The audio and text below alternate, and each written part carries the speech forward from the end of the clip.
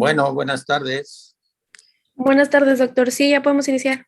Bueno, ahora vamos a continuar recordando lo de los nervios craneales.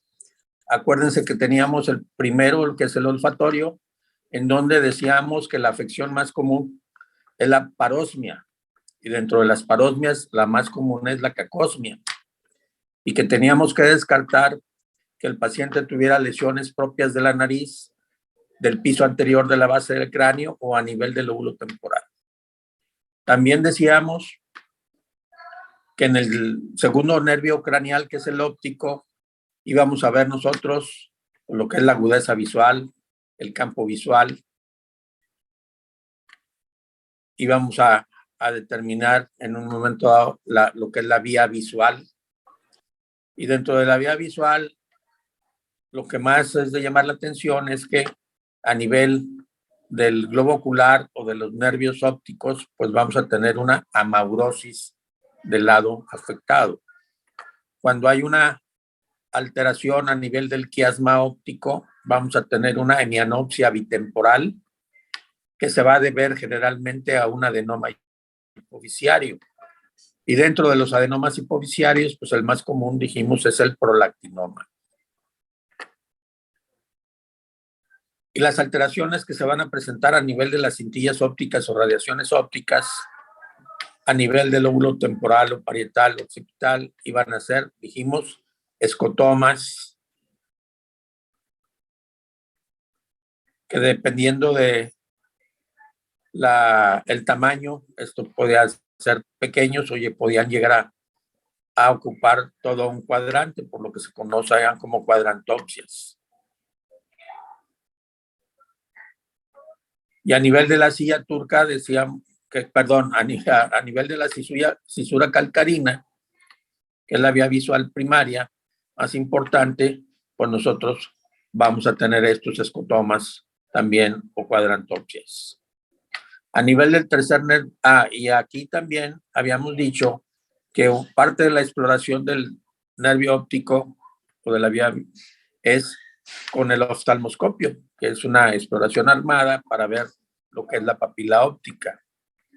Y ustedes tienen que saber, pues, cuáles son las características de la papila óptica normal, cuáles son las características de la papila óptica en la neuritis óptica o papilitis, y cuáles son las características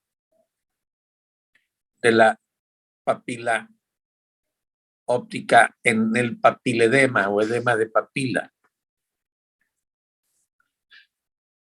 Ya que decíamos que en la papilitis o neuritis óptica, pues generalmente se debe a una infección viral o a una enfermedad degenerativa que generalmente involucra un solo ojo, aunque puede afectar los dos, y que se caracteriza por dolor ocular y disminución de la agudeza visual en forma importante dentro de las primeras 24 horas. No pone en peligro la vida, pero sí hay que hacer el diagnóstico en las primeras 24 horas para dar el tratamiento adecuado y que el paciente recupere la vista. En cambio, en el papiledema decíamos que afecta ambos lados, que se debe al aumento de la presión intracraneal, que puede poner en peligro la vida, porque se puede deber a tumuraciones, hemorragias, infartos, parásitos, abscesos, traumatismos craneoencefálicos, etc. Y también decíamos que a nivel del tercer nervio craneal, la afección más común del mundo se va a deber a un aneurisma de la arteria comunicante posterior del mismo lado de la lesión del nervio. Y esta se va a caracterizar por ptosis palpebral, desviación del globo ocular hacia afuera y hacia abajo, midriasis. Después teníamos el cuarto nervio craneal, en donde les comentaba que generalmente se puede deber a tumores del tallo cerebral y las manifestaciones más comunes, la diplopia.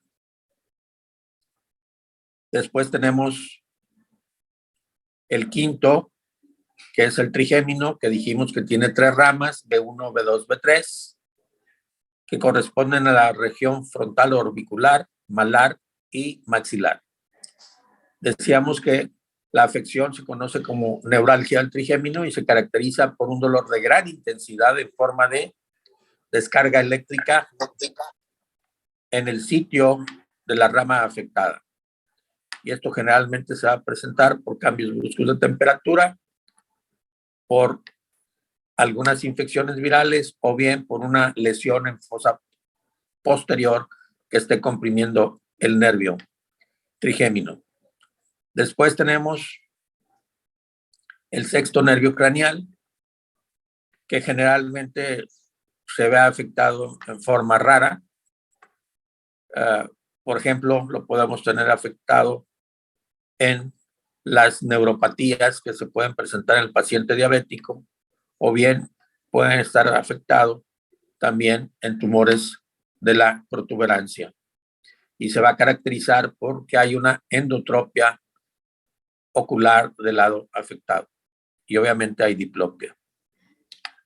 Después tenemos el séptimo nervio craneal, que dijimos que es el nervio facial y que va a tener dos alteraciones. La más común, que es conocida como parálisis facial periférica o parálisis de Bell, en donde va a haber afección del ojo y de la comisura bucal. La parálisis del lado afectado implica una retracción del párpado superior, una imposibilidad para cerrar el párpado y ocluir el ojo, y se acompaña de inyección conjuntival epífora, y vamos a tener una desviación de la comisura bucal hacia el lado contrario. Si tenemos la parálisis del lado derecho, la desviación es de las bucales hacia la izquierda, y el ojo afectado pues va a ser el lado derecho. Y del lado izquierdo pues, sería al revés. Pero también hablábamos de una parálisis facial central, en donde decíamos que no está afectada el ojo o el párpado, vamos, del globo ocular, únicamente se afecta la comisura bucal y va a estar desviada hacia el lado contrario de la lesión y se acompaña de una hemiparesia o hemiplegia del lado contrario a la lesión. Y decíamos que generalmente se va a deber a afecciones a nivel de la cápsula interna o de los núcleos basales, y esto se puede deber a hemorragias, a infartos o a tumores en ese lugar. Después teníamos nosotros el octavo nervio craneal, que es el acústico, que cuando se afecta, generalmente afecta a las mujeres entre los 20 y los 50 años de edad y se manifiesta por hipo o anacusia. Generalmente se debe a la presencia de un tumor, que es el neurinoma del acústico, que es un tumor benigno, que no se maligniza y que el tratamiento debe ser quirúrgico o con gamma knife. Posteriormente teníamos los nervios craneales bajos, que son el 9, el 10, el 12, que son los que intervienen con la fonación, con la articulación de la palabra y con la deglución. Entonces vamos a tener afección a estos tres niveles. Y por último tenemos el 11º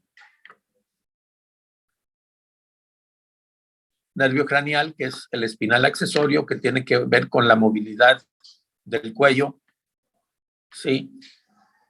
Por inervar los músculos esternocleidomastoideos y escalenos. Y hasta aquí le dejamos el día de hoy. Nos vemos el día de mañana. Tengan buena tarde. Igualmente, buena tarde.